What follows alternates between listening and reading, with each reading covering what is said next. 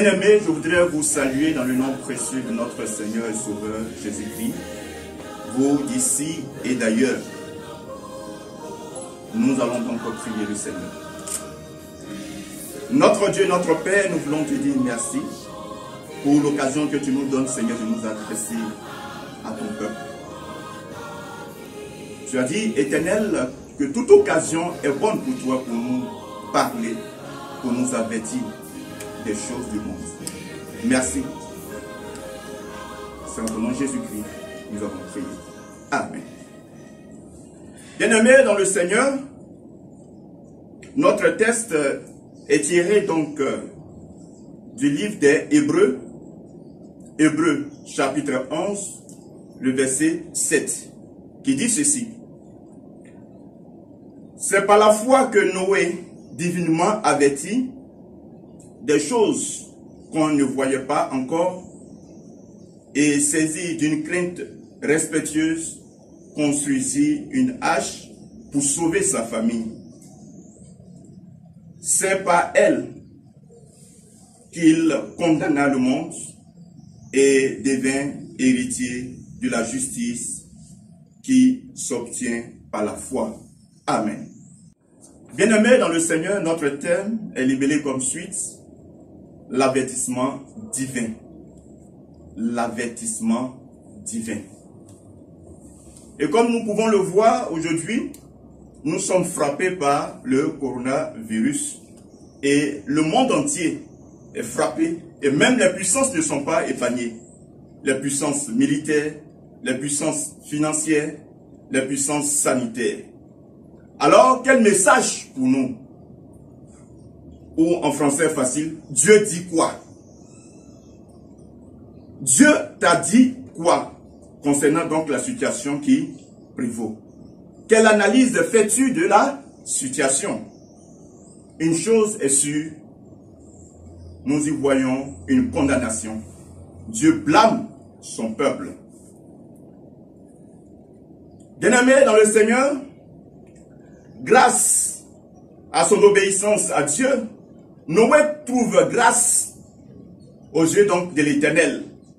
À l'opposé, nous avons les humains corrompus devant Dieu et pleins de violence. Alors l'Éternel décide de détruire la terre et demande à Noé de se construire une hache en bois. Divinement averti, par la foi donc Noé va s'exécuter pour sauver sa famille et lui. Bien-aimés dans le Seigneur, notre thème, comme nous l'avons dit si tôt, l'avertissement divin. L'avertissement, qu'est-ce que c'est? L'avertissement, c'est une action d'averti. Action d'averti. Et averti, c'est informer quelqu'un de quelque chose, afin qu'il prenne garde. Appel à la prudence. Divin, c'est ce qui appartient donc à Dieu. Bien-aimés, lorsque nous revenons à notre texte, tiré donc de Hébreux chapitre 11, le verset 7, la Bible dit, au temps de Noé, donc, les gens vivaient dans la corruption, dans la violence, dans la colère. Au temps donc de Noé, les gens étaient meurtriers. Au temps de Noé, les gens vivaient dans la convoitise. Au temps de Noé, les gens vivaient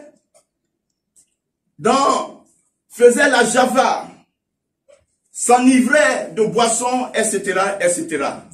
Au temps de Noé, le sexe se multipliait partout. Au temps de Noé, les cérémonies se passaient et déshonoraient donc Dieu. Au temps de Noé, les gens adoraient tout sauf le Créateur. Et comme la cerise sur le gâteau, au temps de Noé, les gens se moquaient de Dieu. Parce qu'à la vérité, se moquer de Noé, c'était se moquer donc de Dieu. Et certainement, les gens voyaient Noé en train de bâtir cette hache en bois et se moquait donc de lui. Certainement que ce n'était pas donc la période des pluies. Certainement. Et chacun se moquait. Quand bien même Noé apportait donc la parole pour amener les cœurs vers le Seigneur, malgré ses avertissements divins, par le biais donc de la bouche de Noé, le peuple n'a pas compris, parce que aveuglé par leur péché. Or, c'était l'appel à la prudence pour chacun d'eux et pour leur famille. Bien-aimés dans le Seigneur, le temps de Noé n'est pas semblable au nôtre. Aujourd'hui, nous vivons comme au temps de Noé. Une vie de duplicité, de caractère, la corruption, le sexe, l'avortement qui est légalisé par endroit, l'homosexualité qui est également acceptée par des nations, hommes avec hommes, femmes avec femmes. Les meurtres qui ont augmenté, la violence également qui a augmenté. Bien-aimés dans le Seigneur, il y a urgence. Raison pour laquelle le Seigneur nous avertit. Pour nous, serviteurs de Dieu, nous avons aussi démissionné. Beaucoup parmi nous, au lieu de prêcher Christ mort, ressuscité, et qui revient bientôt dans sa gloire, nous avons prêché notre personnalité. Beaucoup regardent des voitures qu'ils ont achetées à des prix exorbitants. Mais bien aimé, ce n'est pas la bonne nouvelle. La bonne nouvelle, c'est Jésus-Christ mort, ressuscité, et qui revient très bientôt. Qui revient très bientôt. Vous également, fidèles, vous avez également aussi démissionné. À vous aussi, carton jaune. Lorsque nous venons dans les temples, nous sommes pressés de libérer les lieux, de quitter les lieux. Nous regardons nos montres, que le temps passe vite et que nous puissions partir. Là aussi, vous avez démissionné, carton jaune à vous. Certains même refusent de venir au temple parce que il y a un programme important. Bien-aimés dans le Seigneur blâme donc son peuple. Il y a donc une condamnation dans cette pandémie qui frappe le monde entier. Bien-aimés dans le Seigneur, si nous, enfants de Dieu, ne savons pas les Saintes Écritures, ne maîtrisons pas les Saintes Écritures, le diable connaît les Écritures, mais seulement il ne le pratique pas. Le diable sait qu'il a peu de temps, comme nous dit Apocalypse chapitre 12, le verset 12. Sachant qu'il a peu de temps, raison pour laquelle il met ces choses en place. Raison pour laquelle les mystiques sont en train de se positionner. Mais Dieu fait grâce. Cette pandémie va passer. Bien-aimés, il faudrait que ces choses viennent. Ce n'est pas encore la fin. Mais le Seigneur nous prépare à quelque chose de plus difficile. Le Seigneur nous prépare à des jours difficiles. Et il nous amène donc à faire attention. Il nous amène à tirer des leçons de cette pandémie qui est en train de passer par la grâce de Dieu. Bien-aimés dans le Seigneur nous appelle à lui. Le Seigneur nous amène à nous rapprocher davantage à lui, à analyser la situation. Le Seigneur veut que nous puissions changer notre cœur, que nous venions à une repentance sincère et que nous puissions laisser tomber ces calomnies, laisser tomber la médisance, parce que c'est à cause de cela. Si vous vous souvenez dans la Bible que Mariam ou Myriam, ou si vous voulez Marie, a été donc confinée, a été donc enfermée, lorsque elle a calomnié donc le serviteur de Dieu, à la personne donc de Moïse. Bien-aimés dans le Seigneur, abandonnons donc les idoles et venons au Seigneur. Oui, la Bible nous dit que Christ, qui est monté, reviendra comme il est parti. Et ça, c'est une certitude, bien-aimée dans le Seigneur. Raison pour laquelle nous devons nous préparer pour être parmi les élus. Bien-aimés dans le Seigneur nous attend. Le Seigneur voudrait que nous puissions venir à lui. Le Seigneur voudrait que nous puissions refaire nos familles, ressouder nos familles. Le Seigneur voudrait par ce confinement que là où il y a eu des blessures dans les familles, que nous puissions les guérir et que les familles puissent se mettre ensemble.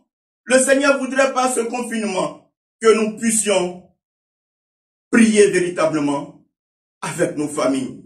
Et de telle sorte que lorsqu'il viendra dans sa gloire prochaine, que nous soyons sauvés comme Noé, nous et nos familles. Gloire à Dieu. Raison pour laquelle nous voulons que chacun de nous puisse prier chez lui à la maison, avec sa famille. Que chacun puisse jeûner. Que chacun puisse lire la parole de Dieu et la mettre surtout en pratique. Un adage pouvait nous dire ceci: lorsque la marche n'est pas terminée, les bras n'arrêtent pas de balancer. Alors, retourne donc à ta Bible, retourne donc à la parole de Dieu, retourne donc aux enseignements qui t'ont été donnés jour et nuit, retourne donc et pratique cela, et que tu sois sauvé, toi et ta famille, au nom de Jésus-Christ. Amen. Nous prions. Père, nous voulons bénir ton nom, nous voulons te dire infiniment merci. Merci parce que nous avons compris, Éternel, que tu permets cette situation pour que nous puissions changer nos cœurs, que nous puissions changer notre manière de vivre. Tu permets cette situation pour que nous puissions nous approcher davantage du Créateur. Nous te disons infiniment merci, Éternel. Donne-nous, Seigneur, ce cœur nouveau, Éternel, pour que nous soyons parmi les élus, Roi de gloire. Nous voulons te dire merci, ô Éternel, parce que tu es présent et tu nous donnes l'assurance que tu es plus que jamais à côté de nous, Seigneur notre Roi. Et nous savons que cette pandémie va passer. Mais ce dont tu as besoin, c'est notre cœur. Aide-nous à entretenir, Seigneur, notre cœur. Et en même temps, nous voulons te prier pour toutes les personnes qui sont contaminées. Tu es le médecin par excellence. Guéris, Seigneur, tous ces malades. D'ici et d'ailleurs, Éternel notre Roi. Et que le monde voie, Seigneur, ta puissance. Merci, Jésus-Christ. Merci, Roi de gloire. Merci, toi qui reviens bientôt dans ta gloire. Que ta gloire repose, Seigneur, sur toutes les nations, au nom de Jésus-Christ. Amen.